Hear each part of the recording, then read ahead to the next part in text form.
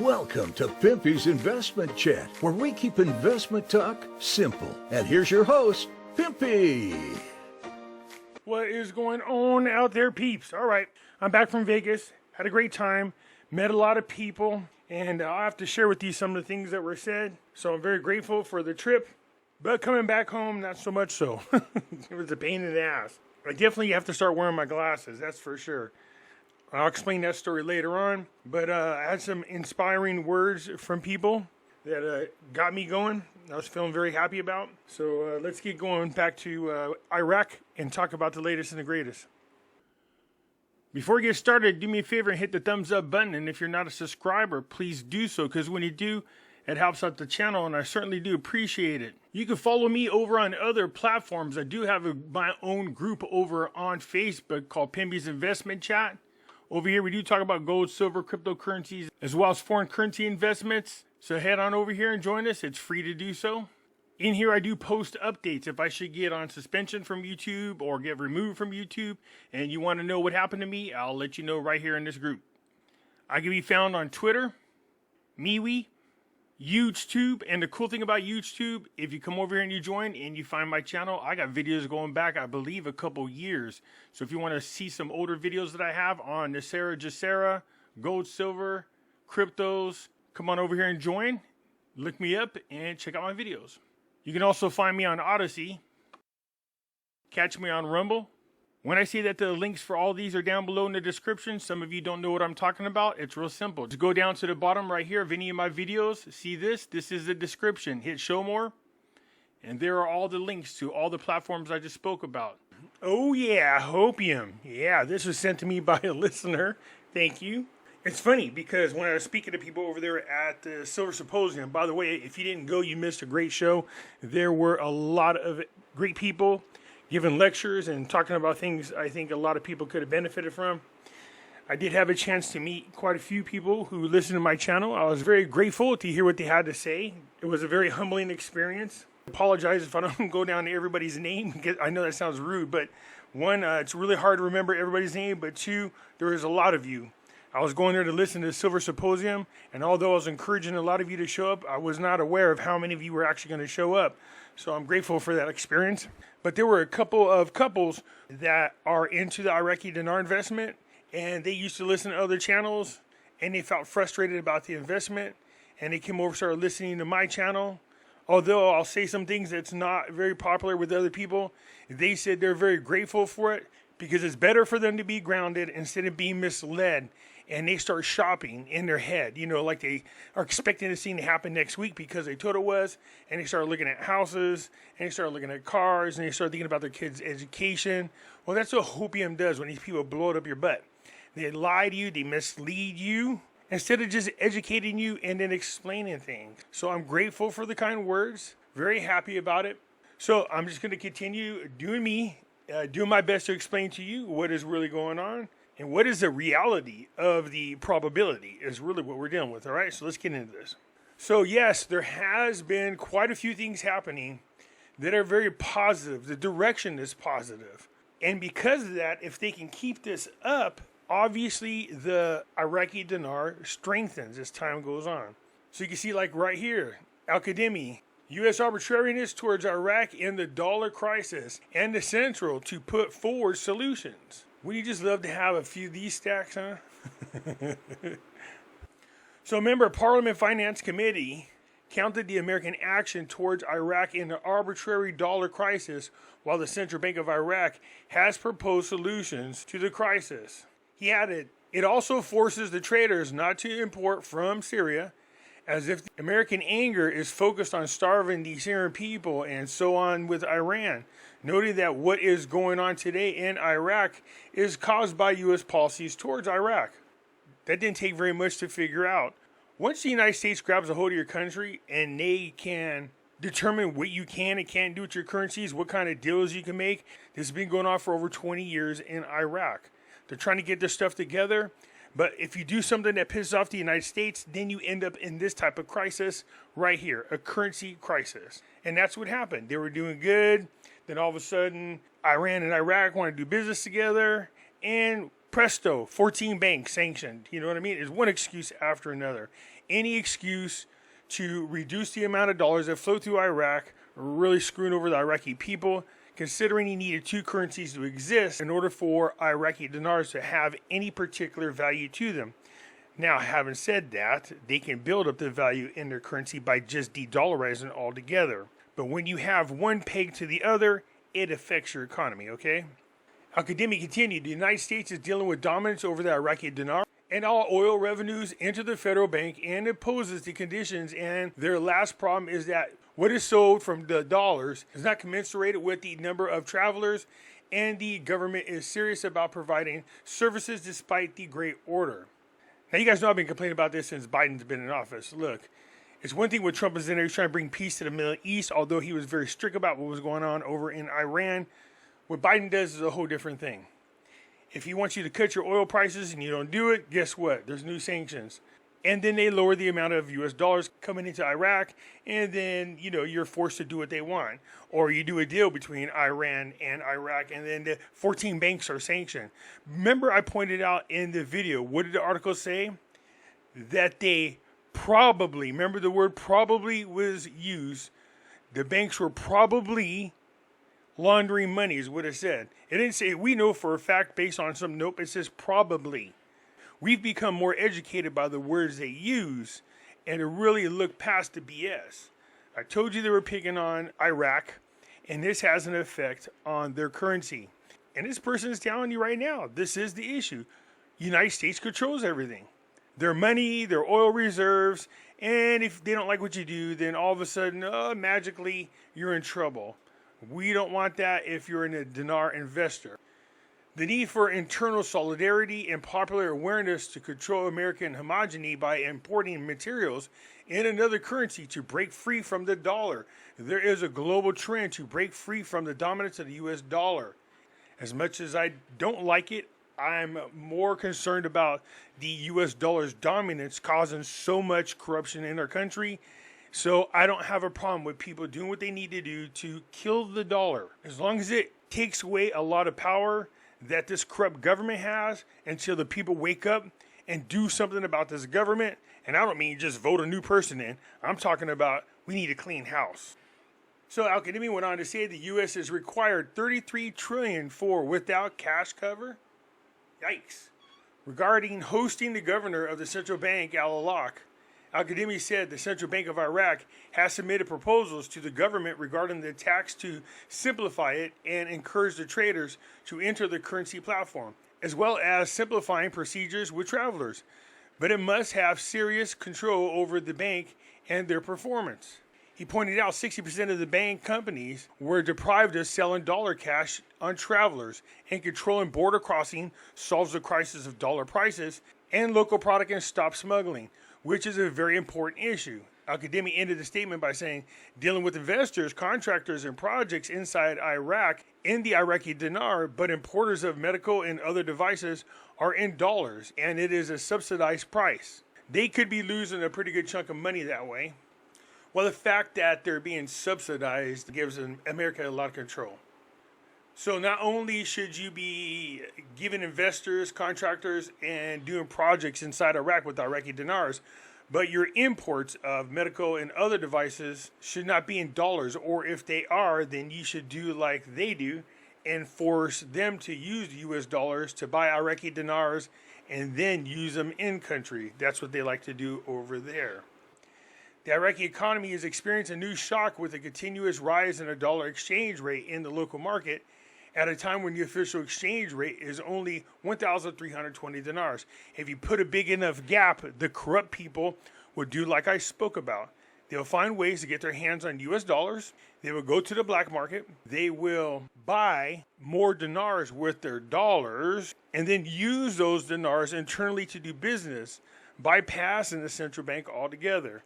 And that really has an effect on the economy as well as the banks and the dinar. The U.S. Treasury imposed sanctions on 14 banks last July, according to a Wall Street Journal last Wednesday, and these sanctions came months after similar sanctions against 4 other Iraqi banks after accusing them of money laundering.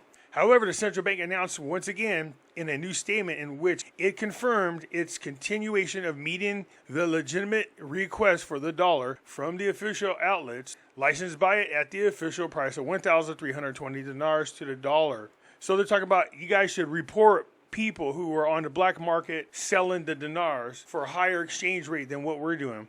If I'm struggling in Iraq, do you think I want to go take my US dollars and get over 1,500 dinars for every dollar, or do I want to go to the bank and get my $1,320? I did an example of that, and people are like, they can't survive off that, man. You can't get by very much. Oh, yes, you can. I showed you guys. I showed you exactly what the prices look like there. Now, I'm not saying that's to the T, but it's pretty damn close. So a financial expert says the international financial system prevents Iraq from dealing with non-dollars. Remember, these are supposed to be the good guys. This is what we wanted. One of the sanctions against Iraq was the fact that they were not part of the international financial system. But it's kind of hard to be part of a system that prevents you from dealing in non-US dollars. This is how corrupt and intertwined all these systems are to cater to the United States.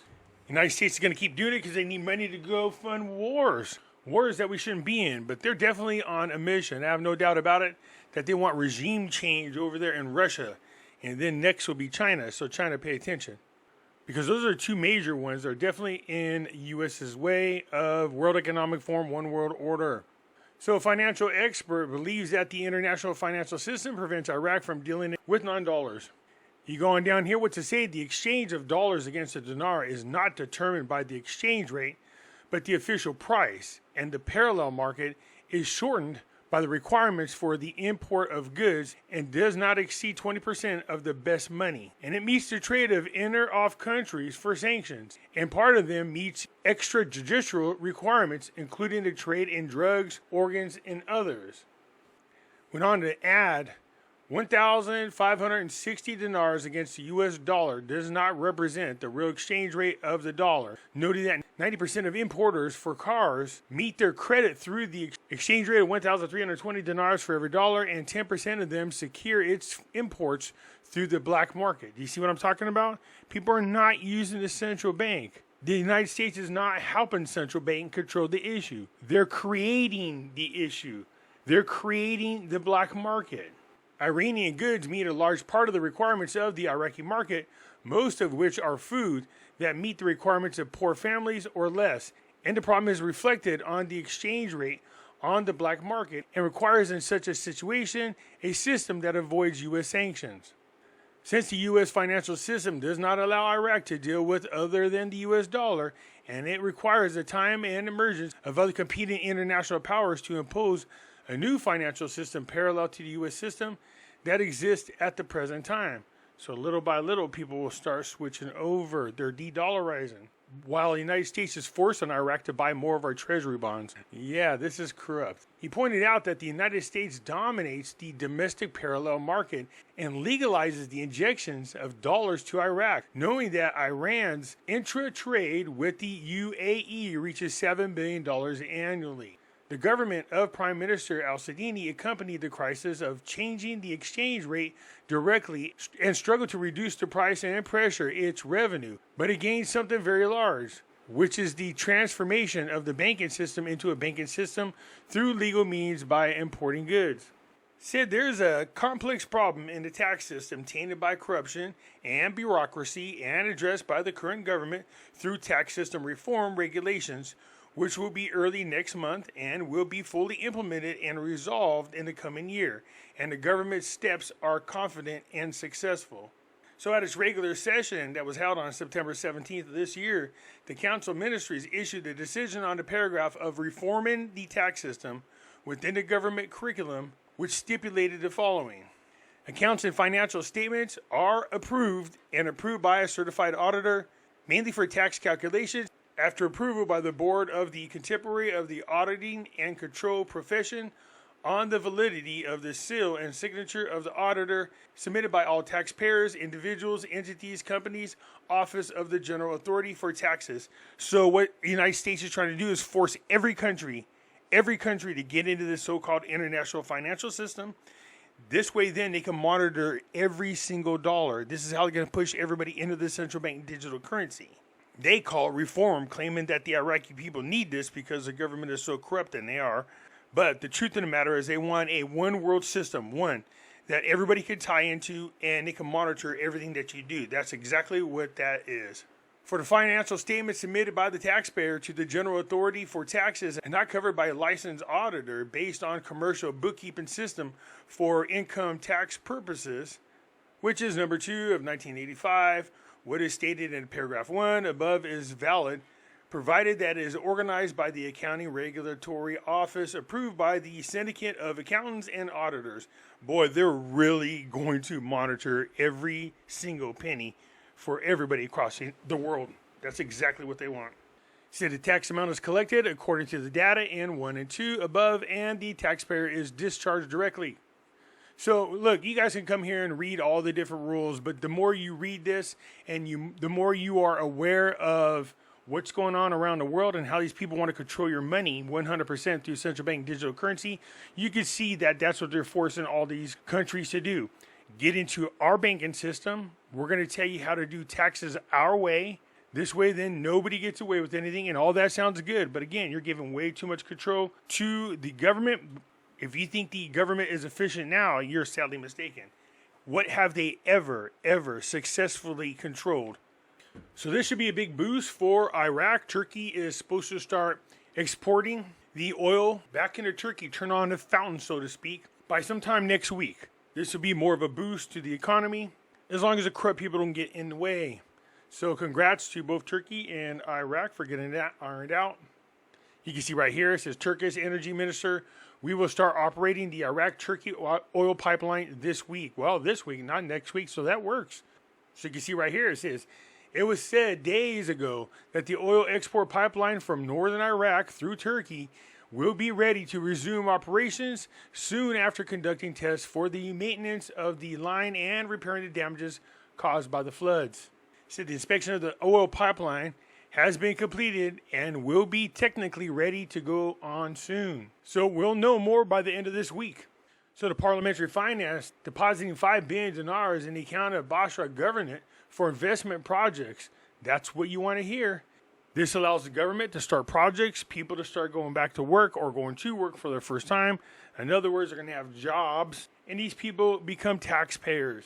So it looks like this can be the first batch out of the $2 trillion and $800 billion. He added that the delay was due to mistakes from the province, calling on the government to accelerate the referral of projects to solid companies and to be fair distribution for all districts, and to withdraw lagging projects from corrupt and failed companies and refer them to the judiciary.